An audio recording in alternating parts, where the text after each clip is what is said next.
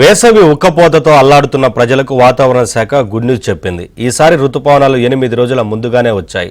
ఇప్పటికే రుతుపవనాలు కేరళను తాకాయి. గత 16 సంవత్సరాలలో తొలిసారిగా త్వరగా ప్రవేశించాయని వాతావరణ శాఖ తెలిపింది. చివరిసారిగా 2009లో రుతుపవనాలు కేరళలోకి త్వరగా వచ్చాయి.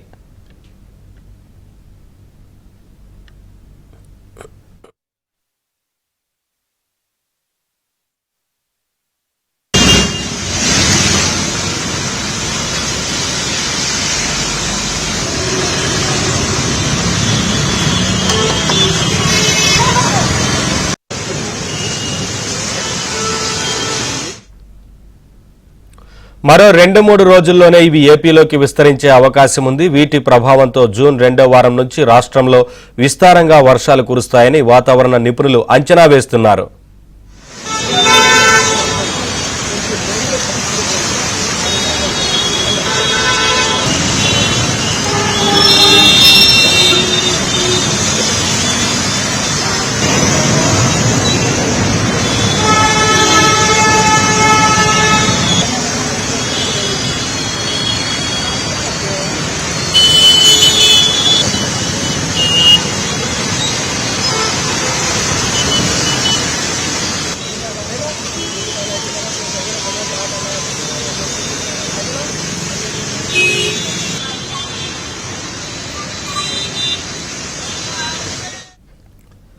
వేసవి ఉక్కపోతతో అల్లాడుతున్న ప్రజలకు వాతావరణ శాఖ గుడ్ న్యూస్ చెప్పింది. ఈసారి రుతుపవనాలు 8 రోజుల ముందుగానే వచ్చాయి.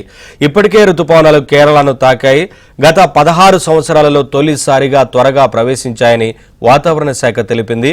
చివరిసారిగా 2009లో రుతుపవనాలు కేరళలోకి త్వరగా వచ్చాయి.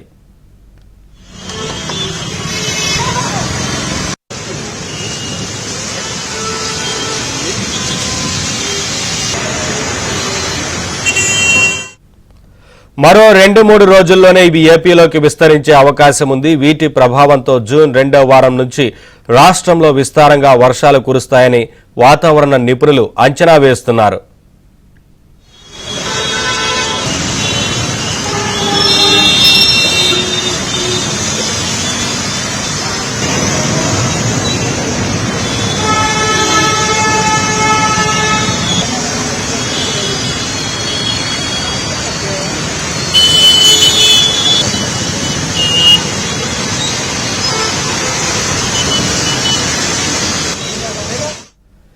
సాధారణంగా కేరళలో రుతుపవనాలు జూన్ 1న వస్తాయి. అయితే 1918లో మే 11న రుతుపవనాలు రాష్ట్రంలోకి ప్రవేశించాయి.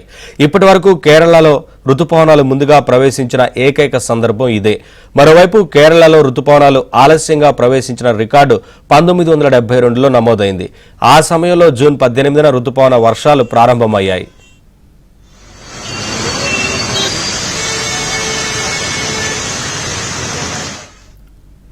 మరోవైపు అరేబియా సముద్రంలో దక్షిణ కొంకణ్ తీరానికి సమీపంలో అల్పపీడనం బలపడి వాయుగుండంగా మారింది. ఇది గంటకు 6 కిలోమీటర్ల వేగంతో తూర్పు వైపు కదులుతోంది. దీని ప్రభావంతో పశ్చిమ తీరంలో భారీ వర్షాలు కురిసే అవకాశం ఉంది.